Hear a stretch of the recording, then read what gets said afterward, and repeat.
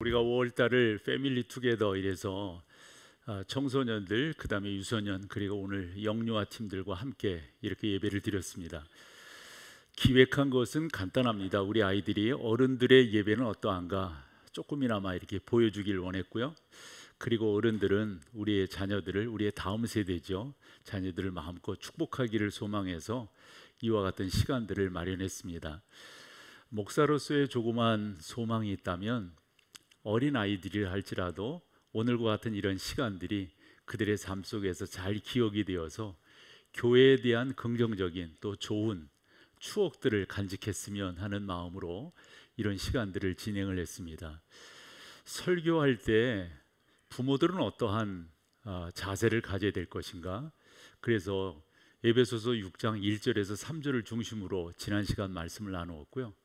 오늘은 영적인 아버지, 육신의 아버지, 하나님께서 우리 가운데 주신 리더십을 통해서 우리는 어떻게 가정에서 제사장의 역할을 감당해야 될 것인가 하는 내용을 나누었고, 오늘 또한 나누려고 그럽니다. 1절에 보면 그렇게 표현되어 있어요.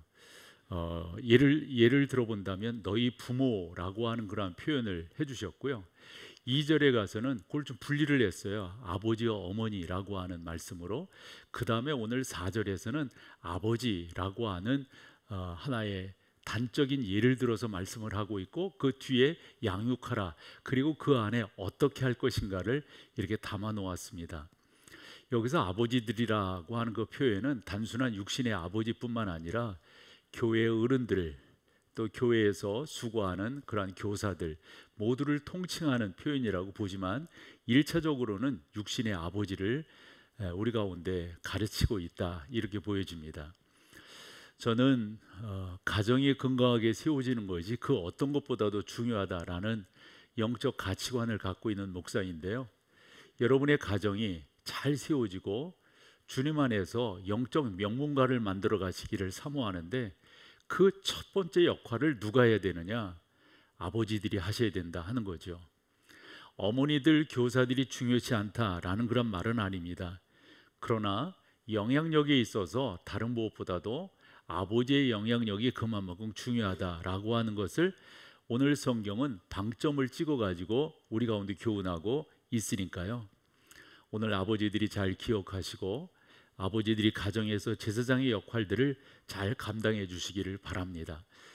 이렇게 말씀을 드릴 때 요즘에 일반적 어떤 분위기라고 그럴까요? 이것을 말씀드리지 않을 수가 없습니다. 뭐냐면 가정이라고 하는 것을 너무 다양하게 이렇게 해석하고 있지 않는가 생각을 하고요. 또한 요즘이야말로 우리가 올바른 기독교적 가치관으로 자녀들을 키워야 되는데, 그 이유 중에 하나가 너무 젠더 갈등이 심한 시대에 우리가 살아가고 있습니다. 언제까지만 하더라도 와우 이랬는데 이런 식으로 수용하고 허용하는 이런 분위기로 이렇게 나가고 있습니다. 성경은 분명히 한 남자와 한 여자가 가정을 이룬다라고 설명을 하고 있고 말씀해 주고 있는데, 요즘은 동성이 또는 여타 모습으로 가정을 이룰 수 있다라는 주장들을 한간에서 하고 있으니까 다시 한번 우리가 성경적 가정을 세워가는 게 무엇보다도 중요하다라고 생각을 합니다. 더불어서 요즘은 싱글맘들 또 싱글 파파들이 또 이렇게 적지 않으니까요. 이런 부분에서 우리가 어떻게 가정을 이해해야 될 것인가. 게다가 비혼이라는 표현들을 요즘 쓰더군요. 그러한 실태가 우리 가운데 있다 보니까 성경이 말씀하고 있는 이 가정을 우리가 어떻게 적용시켜 나갈 건가 하는 것은 적지 않은 숙제인데, 무엇보다도 중요한 것은 우리는 성경이 말씀하는 것을 좇고 따르고 실천하고 그 가운데 오늘 말씀처럼 훈육하고 양육하는 그런 모습들이 있다면 저는 이보다 더 좋은 것이 없다라고 생각을 합니다. 아버지, 그러면 시대마다 좀 이해하는 게 달랐던 것 같아요. 저만 하더라도 우리 아버지 세대는 그러셨어요. 자식 사랑은 속으로 하는 거지 겉으로, 이러면서 괜히라는 표현은 좀 그렇지만 좀 야단치시고 엄하시고 한 그러한 모습을 적지 않게 보이셨던 게 사실입니다. 시대마다 아버지상이 조금씩 달라졌어요. 그래서 챗 GPT에 한번 물어봤습니다. 그랬더니 초기에는 엄격하고 권위적인 아버지상이 일반적이었으나 근대 이후에는 가정교육과 역할에 대한 다양한 해석이 나타나면서 변모했습니다. 최근에는 아버지의 역할이 더욱 다양해지고 아빠와 자녀 간의 관계가 더욱 중요시되는 추세입니다. 이 정도로 정리를 했더라고요. 그러나 성경은 좀 더 분명하게 말씀하고 있음을 우리가 알게 됩니다. 맞아요. 세대마다 또 지역마다 더 나아가서 나라마다 더 나아가서 종교마다 가르치는 가치관이 좀 다를 수 있지만 우리는 무엇보다도 성경적 가치관을 갖는 게 중요하니까요. 유머가 있고 어머니와 자녀를 사랑하는 스윗한 아버지, 그리고 자녀들과 대화를 많이 하는 아버지, 주일이면 교회에 나가 함께 예배드리는 기독교적 기반의 서양식 아버지상을 우리가 추구하는 경우가 적지 않습니다. 한데 저도 가담을 해서 그런 관계로 역할을 늘 했지만은 두란노 아버지 학교가 우리 가운데 끼친 영향은 상당히 중요하다라고 생각을 합니다. 그러나 여러분, 이러한 여러 영향들이 있지만 저는 성경을 보고 또 설교 준비를 하면서 이거 강조해야 되겠다 싶어서 말씀드리고 싶은 것은, 여러분은 이런 아버지는 되지 말아야죠. 이런 아버지는 어떤 아버지일까요? 사무엘상에 나오는 두 아버지를 소개하려고 하는데, 먼저는 엘리라고 하는 사람입니다.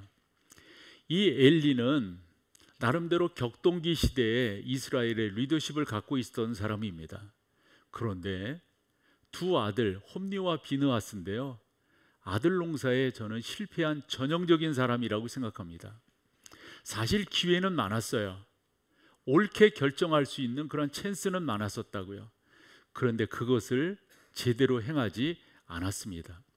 성경을 이렇게 볼 때 그 단어와 그 문맥이 가지고 있는 것도 중요하지만 분위기, 즉 뉘앙스가 어떠하냐, 이것으로 요즘은 성경 해석하는 어떤 뭐라 그럴까요? 좀 경향을 많이 보이고 있습니다.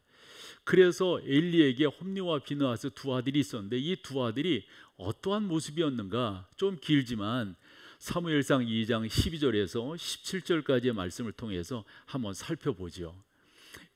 엘리의 아들들은 행실이 나빠 여호와를 알지 못하더라. 그 다음에요, 그 제사장들이 백성에게 행하는 관습은 이러하니, 그러니까 제사장들이 백성들이 하나님 앞에 제사를 드릴 때 제물을 가져오면 이렇게 했다는 거예요.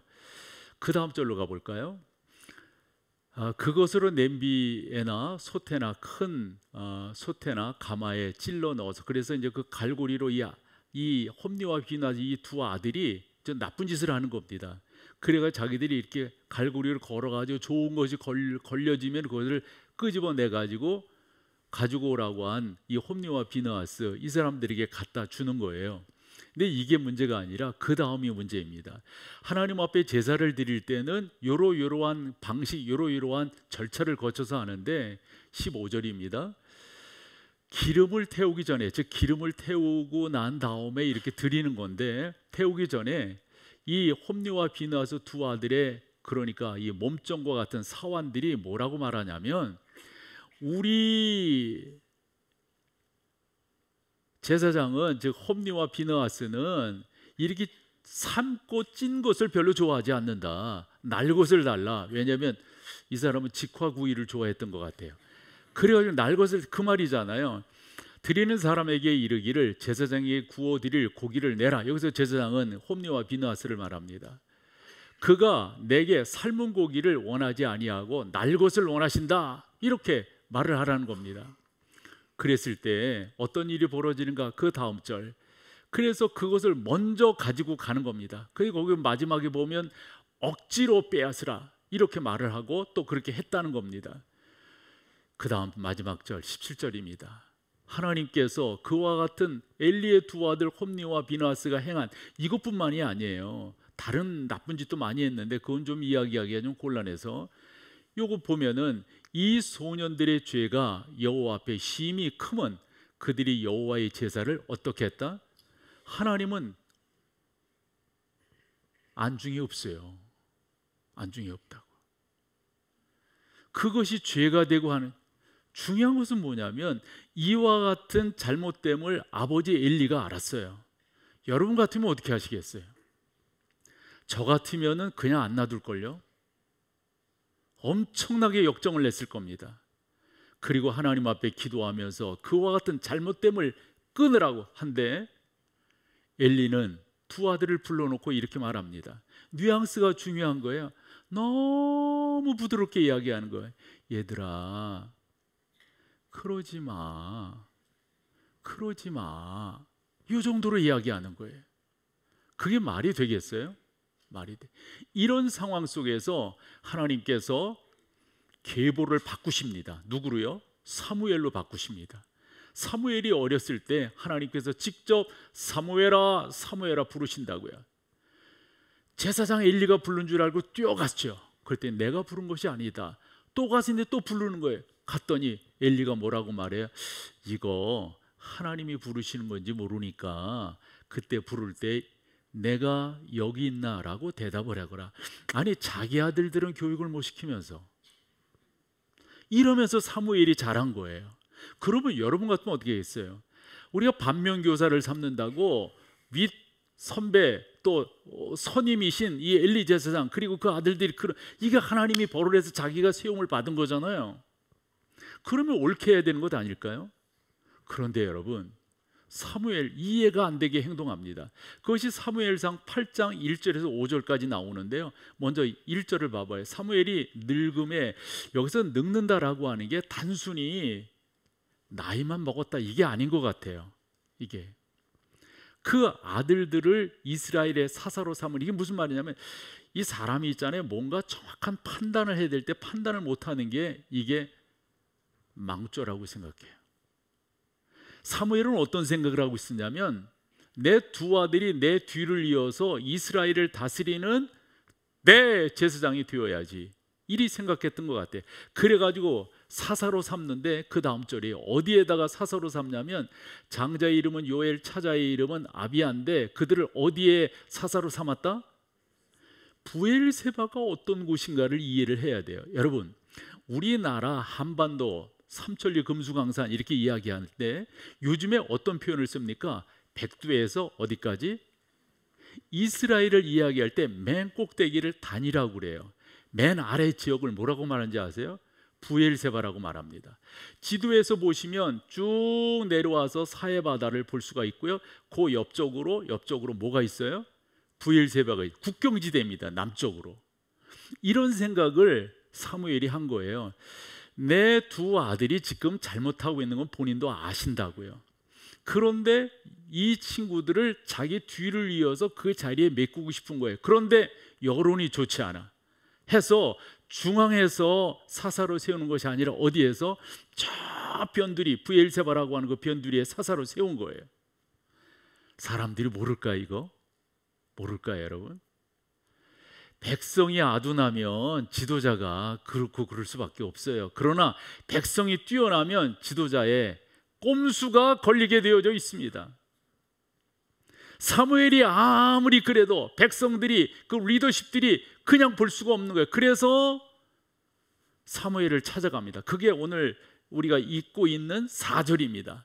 4절에 보면 이스라엘의 모든 장로가 모여, 여기서 장로가 모였다고 하는 것은 이대로 냅둬서는 안 되겠다 이렇게 생각한 거예요. 이대로. 그래서 모여가지고 우리 가자. 어디로? 사무엘한테 가자. 사무엘한테 가자. 그래서 라마에 있는 사무엘에게로 갑니다. 그런 뜻을 갖고 간 거예요. 그래 가서 말을 했겠죠. 여차하고 했을 거예요. 그런데 보세요. 그에게 이르되, 즉 사무엘에게 와서 이렇게 쭉 말을 하는 거예요. 보십시오.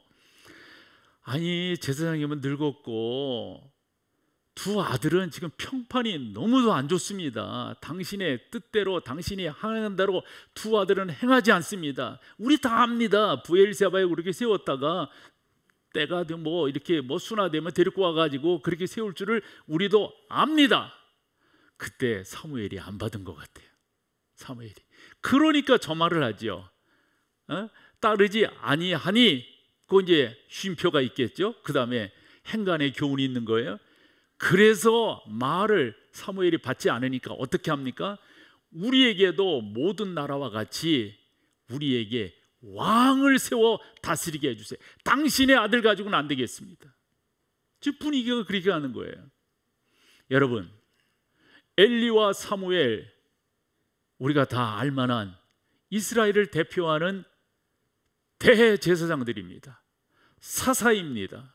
사사 시대로 본다면 사무엘을 마지막 사사라고 그러니까 이스라엘의 왕이에요. 왕이에요. 그런데 그 역할을 제대로 못하고 있습니다. 축소시키자고요. 축소시켜. 우리 집안으로 데리고 와보자고요. 가지고 와보자고요.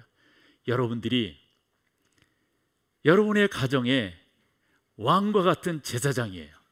영적 제사장이에요. 그런 여러분들을 향하여 오늘 성경 말씀은 뭐라고 교훈하고 있습니까?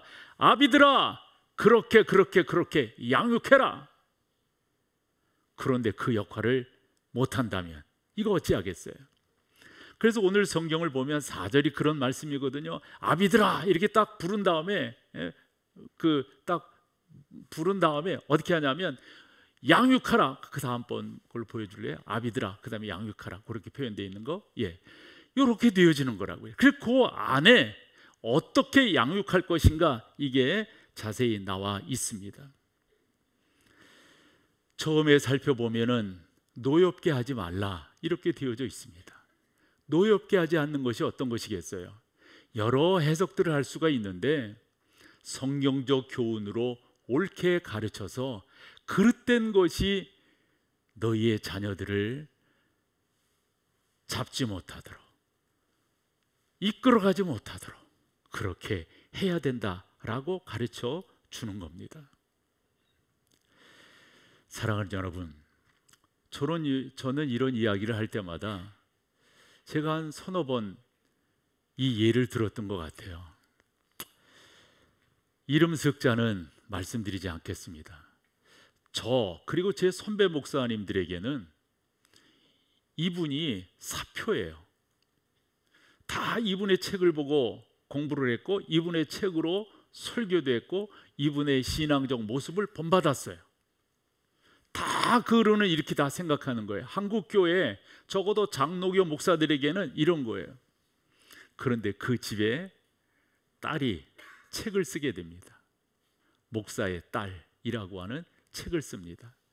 1권, 2권이 있는데 1권은 아버지에 대해서 일반 우리가 알고 있는 것과 전혀 가정에서 다른 거예요. 저는 이분뿐만 아니라 다른 분들도 조금 아는데 밖으로는 좀 그런데 가정은 아닌 거예요. 여러분, 제가 알고 있는 말 중에 이런 아버지를 둔 사람은 행복하고 이런 아버지를 둔 사람은 불행하다 이런 말이거든요. 어떤 아버지를 둔 사람은 행복할까요? 훌륭한 아버지를 둔 사람은 행복합니다. 어떤 아버지를 둔 사람은 불행할까요? 유명한 아버지를 둔 사람은 불행합니다. 여러분들은 어떤 아버지세요? 저기에서 저자인 박혜랑 교수가 이분도 다 좋은 학교 나왔고 다 미국에서 공부하고 나중에는 이분이 목사가 돼요. 그리고 나서 이런 사실들을 좀 적나라하게 이야기하고 그리고 난 다음에 정말 우리가 어떻게 신앙생활하는 것이 옳은 것인가 이 이야기를 이분이 하고 싶었던 거예요. 많은 질타를 받았대요. 많은 사람들이 너희 아버지 그런 분 아닌데 어떻게 그런 말을 하느냐 이런 식의 이야기를 했다는 거예요. 그러면서 이분이 두 가지 질문을 독자들인 우리에게 던집니다. 그 첫 번째 질문이 뭐냐면 당신은 교회와 가정 중 어디가 더 중요합니까? 이게 목사들에게 하는 말이에요. 예를 들어 저 같은 경우도 우리 교회에 부임하기 전에 원로 목사님을 만났을 때 원로 목사님이 저한테 그렇게 질문을 하셨거든요. 교회와 가정 중 어디가 더 중요하냐? 그러면서 뭐 이런저런 말씀들을 쭉 하세요. 근데 제가 그런 이야기는 안 할게요. 저희 윗세대 저 때만 하더라도 가정을 희생하더라도 자식들을 희생해서라도 주님의 교회를 세우는 것이 그게 옳은 것이다 이렇게 가르침을 받았어요. 이 박혜령 교수가 그 질문을 던지고 있는 거예요. 정말 그게 중요하냐? 두 번째 질문이에요. 여러분들은 그러시다면 어떤 것을 택하고 어떻게 행동하시겠어요? 한 부부가 있었어요. 주일날 아침이에요. 뭔 일인지 모르지만 격하게 다퉜습니다. 그럴 때 이 박혜란 교수의 질문이, 다퉜어? 주일이야? 그럼에도 불구하고 교회를 가야 됩니까? 교회 가면 안 됩니까? 이 질문을 던져요. 우리 일반적으로 그럼에도 불구하고 하나님 앞에 예배해야지, 이게 일반적인 거예요. 근데 여러분, 예수님 뭐라 말씀하셨어요? 너희가 예배 때, 제사 드릴 때 누구에게 잘못된 것이 생각나고 들랑 어찌하라고요? 이거 스탑하고 가서 화해하고 다시 와서 하나님 앞에 제사 드리는 것이 옳다라고 말씀하셨어요. 박혜란 교수의 질문은 그겁니다. 여러분들이라면 어떻게 하시겠어요? 여러분들이라면. 이 양반의 이야기는 교회 안 가고 화해하는 것이 더 올바르다, 이 말이에요. 제가 여기에서 이것을 택하라 저것을 택하라 이 이야기를 하려고 하는 것이 아니라, 정말 우리는 집에서 영적 애비로서 어떠한 자세로 가정을 이끌어가고 있는가, 어떻게 우리의 자녀들과의 관계를 우리가 지속적으로 행하고 있는가, 아내와의 관계를 어떻게 행하고 있는가, 이 말씀을 여러분들에게 드리려고 하는 겁니다. 바울은 그와 같은 상황 속에서 우리에게 너무도 중요한 교훈을 합니다. 뭐라고요? 4절 하반절에 오직입니다. 오직 주의 교훈과 훈계로 양육하라. 저 오직이라고 하는 단어가 일반적으로 뭐 영어 성경은 must라고 이렇게 썼는데 그 정도의 하나의 접속사가 아니에요. 저걸 저는 우리말로 이렇게 오직이라고 하는 말을 바꿔봤어요. 우리가 뭔 말을 되래 그러지 말고 이거를 해야지, 도리어 뭐 이런 표현이 있잖아요. 자녀들을 이러니 저러니 화나게 하고 슬프게 하고 그 자녀들이 어그러진 일로 간다 할지라도 가만히 있을 것이 아니라, 더더욱 우리는 주의 교훈과 훈계로 양육해야 된다, 이런 말입니다. 오직 주의 교훈과 훈계로 양육한다고 하는 게 뭔가, 저의 설명을 드리는 것도 좋겠지만 앞선 믿음의 선진들은 이런 부분들을 어떻게 해석을 했는가, 이렇게 살펴보는 게 중요하거든요. 그래서 저는 이 매기 성경 강의를 하고 있으니까 번안 맺기는 이 부분을, 이 본문을 어떻게 해석을 했는가, 이렇게 이야기를 합니다. 양육하는 모든 기간 동안 그리스도의 권위가, 즉 주 예수 그리스도, 그분이 어떤 분인가에 대한 이 분명한 그 권위가 있잖아요. 이것을 지속적으로 그리고 직접적으로 자녀들의 마음과 정신과 의식 속에 이게 잘 접목되도록 아버지들은 해줘야 된다는 거예요. 이런 말씀도 여러분들에게 드리곤 합니다. 메시지보다 더 중요한 게 뭐라 했죠? 메신저라고 그랬어요. 교회에서는 예배 열심히 하는데 집에 와서는 이거 이상한 아버지인 거예요. 교회에서는 뭐 이러는데 집에 와서는 그게 아닌 거예요. 그러면 자녀들이 그런 걸 다 보는데 올바른 신앙생활을 하겠어요? 많은 부분들이, 많은 목회자들, 많은 교회 중직자들의 자녀들이 곁길로 가는 데는 그와 같은 신앙인의 모습을 보였기 때문입니다. 해서 하나님의 사람 바울은 로마 교회에 보낸 편지 12장 1, 2절에서 이런 표현을 쓰는 거예요. 그러므로 형제들아, 내가 하나님의 모든 자비하심으로 너희를 정말 부탁하는데 다른 거 아니다. 너희 몸을 하나님이 기뻐하시는 거룩. 여러분, 몸이 뭐예요? 이거예요 그냥? 이게 아니잖아요. 당신의 삶 자체가 영적 예배가 되도록 해라. 그러면 우리의 삶 자체가 영적 예배가 될 수 있는 게 어떤 걸까요? 그 다음 절에 말씀해 주고 있습니다. 뭡니까? 너희는 이 세대를 본받지 말고입니다. 이 세대라고 하는 것은 단순한 이 시류 이런 것들이 아니라 이 세상의 가치관인 거죠. 맞아요. 공부 열심히 하는 거 중요하죠. 맞아요. 건강한 거 중요하죠. 맞아요. 부자가 되고 유명한 사람 되고 하는 거 중요하죠. 그런데 그러고 난 다음에 뭘 어쩔 건데 그걸로. 우리 청년 때 그런 이야기 많이 들었어요. 여러분 공부 열심히 하십시오. 여러분 부자가 되십시오. 여러분 유명한 사람 뭐 어쩌고 저쩌고 하십시오.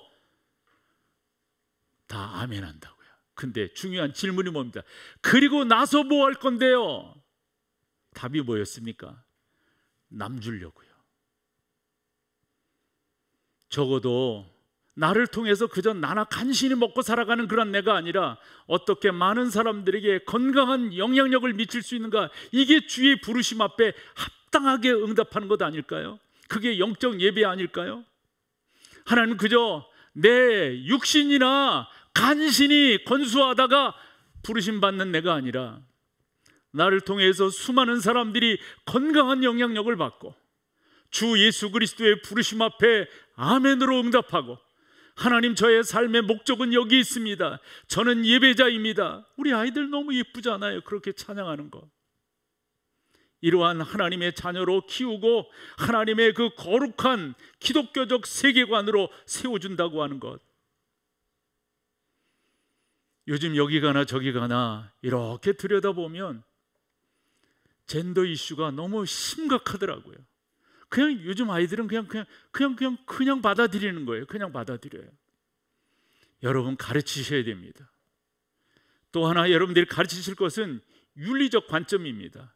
그저 나만 사는 게 아니라고 가르쳐 주셔야 됩니다. 어떻게 공동체를 살릴 건가? 나는 우리의 리더십들이 그랬으면 좋겠어요.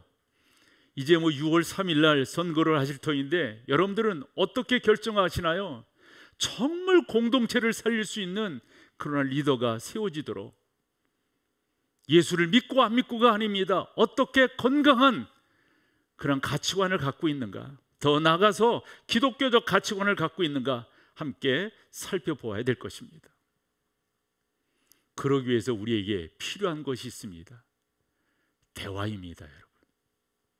사람이 사람 되어져 가는 데는 한순간에 되는 것이 아니라 시간의 농축이 만들어낸다라고 생각합니다. 그것을 이루어내는 것은 대화입니다. 어느 날 갑자기 이야기해 보십시오. 애들이 이상하게 생각하지. 아빠 왜 그래요 오늘? 오늘 왜 그러세요? 왜 그러세요? 엄마한테 또 물어봐. 아빠 오늘 이상해. 미리 하셔야 됩니다. 제가 이 영상을 좀 찾아가지고 보여드리고 싶었는데 요즘은 그렇게 하면 또 유튜브 이런 데서 저작권에 또 걸린다네요. 개그 콘서트라는 게 있잖아요.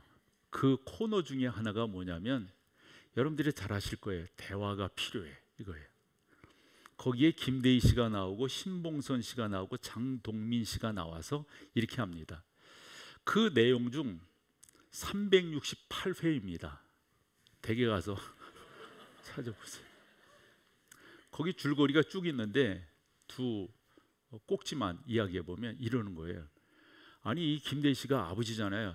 밥 먹자. 그러고 한 숟갈 딱 뜬 다음에 숟갈을 그냥 자기 아들 그 장동민한테 막 야단치는 거야. 이 시기 말이야. 너 아침 일찍 나가더니 밤늦게 들어와 어디 갔다 왔어? 이러면서 막 야단을 치는 거예요. 아들이 갑자기 밥 한 숟갈 뜨지도 않았는데 이걸 치면서 야단을 치니까 얘가 벙 쪄가지고, 근데 그 아들의 대답이 학교 갔다 왔는데요. 이 아버지는 학교를 갔다 왔는데 그냥 무조건 야단 치는 거예요. 야단 치는 거예요. 내가 재미없다고 그랬지. 이거 영상을 보여줘야 되는데 나는 그걸 못해요. 이게. 근데 전화벨이 막 울리는 거예요. 쫙 울려. 그래 전화 받아.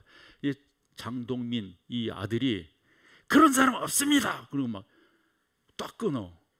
끊자마자 또 자리에 앉아 또 전화벨이 울려. 그런 사람 없다니까요. 그런 사람. 앉았어. 아버지가 물어요. 누구를 찾는데 그러냐? 그랬더니 그 장동민 이 아들이 김대희 씨를 찾는데, 근데 그 사람 누구야 그 사람이? 재미없다고 그랬지. 안 한다니까. 여러분 어느 날 갑자기 뭐가 될까요? 우리가 계속 해야 됩니다. 계속. 웨스트민스터 신앙 고백서 129번에 즉 어른들은 아이들은 가르치는 사람, 그것은 윗사람이라고 표현했고요. 아랫사람들, 즉 우리의 자녀들은 이제 너무 옛날 말인데 이제 새롭게 저런 것들도 말을 바꿔야 되겠죠. 윗사람들은 아랫사람들, 즉 자녀들을 어떻게 양육해야 될 것이냐? 이 질문이에요. 거기에 답입니다. 같이 읽어보실까요? 아랫사람들에 대하여 윗사람들에게 요구되는 것은 무엇인가 했을 때, 윗사람들에게 요구되는 것은 같이 읽으세요. 하나님에게서 받은 권세대로 그들이 인륜 관계에 따라 아랫사람들을 사랑하고 위하여 기도하고 축복하며 그들을 가르치고 권고하고 훈계하며 잘하는 자들을 격려하고 칭찬하고 포상하며 잘못하는 자들을 바로잡아 책망하고. 여러분, 우리가 어떻게 자녀들을 교육해야 되겠어요? 그렇죠. 저는 성경적 가치관으로 하는 것이 무엇보다도 중요하다고 생각합니다. 지난 주일이 교회역으로 본다면 교사, 우리 주일학교에서 수고하는 선생님들의 주일이에요. 그래서 대개 그날이면은 근속 교사들 10년, 20년 된 분들을 우리가 표창하고 그런다고요. 그런데 그러한 자리에 있는 분들이 이 직원 선거에 이렇게 딱 걸렸어요. 그래서 당회에서 결정하기를, 그러면은 또 이상하니까 이번에는 표창하는 것을 조금 좀 건너뛰읍시다 그랬어요. 그런데 지난 주일 1차 투표를 마치고 오늘 여러분 2차 투표 하셔야 됩니다. 그 자리에 앉으셔서 지난번처럼 이렇게 하시면 됩니다. 쭉 이야기를 하는데 장로님들이 그런 얘기 하시는 거예요. 목사님, 교사들을 격려하고 교사들을 위로하고 그래야 되는데 이런 선거 때문에 그렇게 됐으니까 6월 첫 주에 그럼 그렇게 해주세요. 장로님들의 그 말씀이 100번 이해가 되더라고요. 장로님들은 교사들을 위로하고 격려하고 싶으신 거예요. 그러면 장로님들 그렇게 하시죠. 다음 주 2부 예배 때 그렇게 하기로 했어요. 여러분, 진정으로 교회가 세워지는 데는 저는 3가지 요건이 잘 충족돼야 된다라고 생각하는데, 다른 무엇보다도 첫 번째는 교회의 지원이 필요합니다. 교회가 지속적으로 지원해야 됩니다. 어느 분들은 그러시더라고요. 맨날 애들 사주기나 하고, 교회에서 빵을 안 먹고 자랐으니까, 중간에 예수를 믿었으니까 어릴 때 교회에서 먹었던 그런 추억이 없으니까 그런 얘기하는 거예요. 이 분위기는 뭐예요? 먹어봐야 된다니까요. 교회에서 어려서 자꾸 먹어봐야 된다니까요. 그래야 되는 거래요. 그리고 또 하나 중요한 것은 부모님들이에요. 여러분들은 자꾸 여러분들의 자녀들이 교회 가도록, 좀 더 정확하게 이야기한다면 자꾸 여러분들의 자녀들이 예배자가 되도록 자꾸 세워주고 자꾸 응원하고 자꾸 지원하고 그렇게 해야 된다고요. 교사들은 어떻게 해야 될까요? 이렇게 교회에 나온 우리의 자녀들, 여러분들의 헌신으로 잘 양육하고 가르쳐 주어야만 됩니다. 너무도 그와 같은 일들이 우리 가운데 중요한 거예요. 우리 교회는 주일학교가 잘 되어지고 있어요. 그래서 저는 우리 교회의 연령 분포의 구조를 이렇게 봤을 때 저는 건강한 구조라고 생각합니다. 한번 보여주시면, 이게 우리 교회 통계는 아닌데요, 저 정도로 우리 교회는 어른 세대, 그 다음에 중간 세대, 저 밑으로 사실은 푹 줄어들어야 되거든요. 푹 줄어들어야 되거든요. 근데 우리는 조금 주일학교가 잘 되고 있어요. 장로님들도 그렇고 권사님들도 그렇고 교사들도 그렇고 또 우리 자녀들을 보내는 학부형들도 마찬가지고 잘 키워야 된다고 하는 분명한 깨달음이 그들 가운데 있기 때문에, 여러분, 아까 웨스트민스터 신앙고백서 129번을 봤는데 130번에 뭐라고 돼 있냐면, 이렇게 안 하면 이건 윗사람들, 아버지들의 죄라는 거예요. 읽어봐봐요. 같이 읽어보죠. 윗사람들이 짓는 죄는 요구되는 의무를 어떻게 하는 거? 소홀히 하는 일 외에 자기 자신의 명예, 평안함, 유익 혹은 쾌락을 그러니까 세상적인 것을 너무 강조하는 거, 이게 뭐라는 거예요? 죄라는 거예요. 또한 불법하거나 아랫사람들의 능력에 지나치는 일을 하라고, 아니야 그런 거 할 수도 없는 그런 나이고 그럴 때인데 그거 하라고 막 가르치는 거, 이것도 잘못이라는 거예요. 우리가 우리의 자녀들을 어떻게 키워야 될 것인가, 무엇보다도 성경이 말씀하는 대로, 성경이 교훈한 대로 우리가 잘 따라가면 됩니다. 지난번에 말레이시아 한인 선교 60주년이 있어가지고 그곳에 다녀왔어요. 그러면서 여러 선교지들 또 선교사들이 와서 그 자기의 사역 발표하는 거 발표를 들으면서 와, 이렇게 지금 돌아가고 있구나, 이렇게 돌아가고 있구나 하는 걸 깨달았는데, 예를 들어서 사도행전 1장 8절 성령이 너희에게 임하시면 너희가 권능을 받고, 그다음에 뭐예요? 예루살렘, 온 유다, 사마리아, 그리고 그래서 그 복음을 사도 바울이 들고 사도행전 27장에 로마로 가는 거 아니겠어요? 로마로. 그래서 28장에 로마에 도착한다고요. 그것으로 끝나는 게 아니에요. 그 복음이 유럽 전체에 들어가게 됩니다. 그 복음이 다시금 어디로요? 미주 쪽으로 가게 됩니다. 그리고요, 극동아시아, 특별히 우리나라에 이 복음이 큰 꽃을 피우게 됩니다. 그런데 지금 어때요? 선교사들이 하는 이야기가 그거예요. 이제는 목사님, 촛대가 이렇게 옮겨지고 있지 않나 생각이 들어요. 뭔데요 그게? 동남아시아, 특별히 말레이시아 같은 경우는 동말레이시아, 서말레이시아 이렇게 설명을 하더라고요. 그 중에 동말레이시아, 인도네시아와 함께 붙어있는 그 땅에 복음의 역사가, 그리고 인도네시아의 복음의 역사가, 남미 쪽의 복음의 역사가, 아프리카 쪽의 복음의 활성화가 얼마나 놀랍게 일어나는지, 요번에 그런 이야기를 들을 수가 있었습니다. 사랑하는 여러분, 십자가 없는 부활이 없잖아요. 고난 없는 영광이 어디 있겠어요?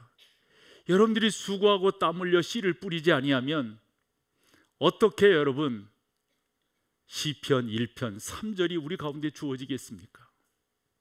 수고했기 때문에 저는 시냇가에 심은 나무가 시절을 쫓아 과실을 맺으며 그 잎사귀가 마르지 아니함 같으니 그 행사가 다 형통한, 이게 부모가 해주지 않으면 어떻게 되겠어요? 영적인 명문가를 만들어 가보세요. 너무도 가치 있는 일입니다. 잘 키우는 거, 여러분 잘 키우는 거, 거기에 근본이 예수 믿는 사람으로 잘 키우는 거, 다른 부분들이 다 채워질 거예요. 그 가운데 부족함이 없을 거라고요. 예수 잘 믿으면서 곁길로 가는 거 없잖아요. 여러분, 하나님을 두려워하고 하나님을 경외하며 살아간다고 하는 것, 이것만큼 중요한 것이 어디 있겠어요? 우리 교회는 그런 교회로 지속적으로 부흥 발전해 나가기를 소망합니다.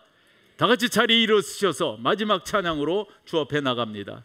찬양 후에 자리에 앉으셔서 2차 투표하겠습니다.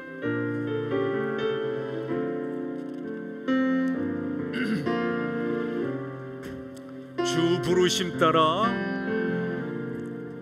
주 부르심 따라 예수 이름 부르며 나의 인생을 드렸네.